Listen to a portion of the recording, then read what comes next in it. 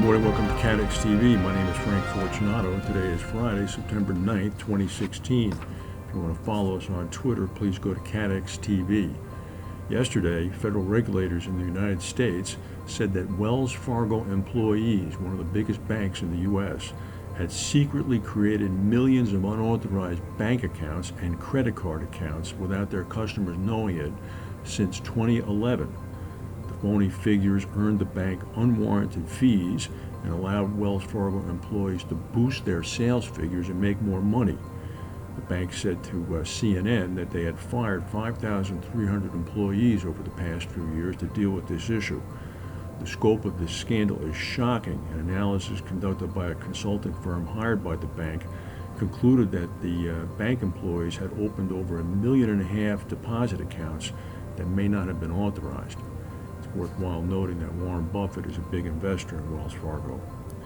According to Standard & Poor's, gross insurance industry losses from the recent 6.2 earthquake in Umbria, Italy, are not even expected to exceed 200 million euros. This is according to S&P, as I mentioned, and this is sort of a staggering number because the Italian authorities are saying that the economic impact of the quake to Italy will be about $11 billion. According to Standard & Poor's, earthquake insurance policies remain unattractive to Italian consumers because of their high cost and the reliance of the Italian people on government intervention to pay for things. Lloyd has finally replaced Tom Bolt as the performance director and manager. John Hancock, the managing director of the UK commercial business line at Royal Sun Alliance, is going to be named the new performance management director. Negotiations with RSA about Hancock's release have been taking place for a number of months. That's believed to have explained the delay for the appointment for Bolt. Bolt left earlier this year to take the job as president of the UK and Southern Europe for Berkshire Hathaway Specialty Insurance. In Spain, a train traveling from the city of Vigo to Oporto in Portugal has derailed, causing 4 deaths.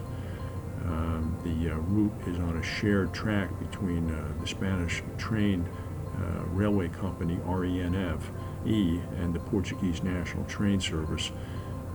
The train driver and the train were Portuguese trains. The Spanish state-run railroad has opened an investigation to find the causes of the accident. The Federal Aviation Administration in the United States took the extraordinary step last night of warning airline passengers not to turn on or charge the new model Samsung smartphone during flights.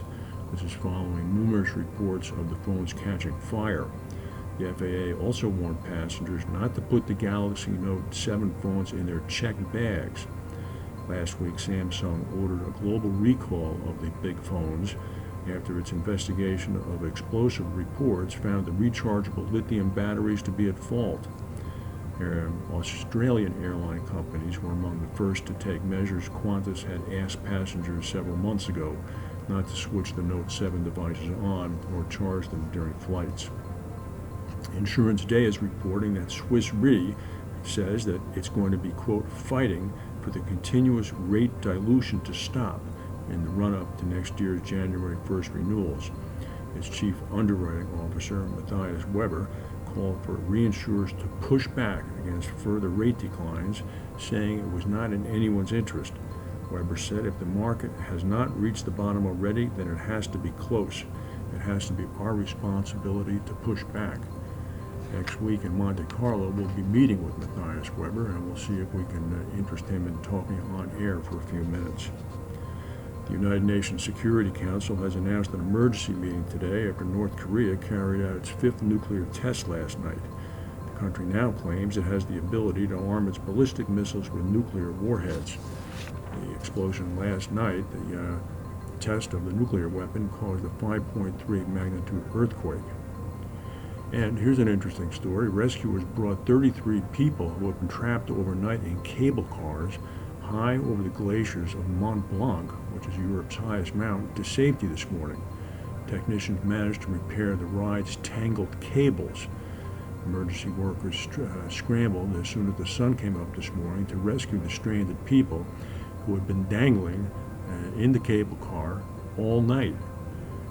About 110 people were initially trapped on the 3-mile ride between two mountain peaks at an altitude of nearly 10,000 feet, but some 70 people managed to be evacuated.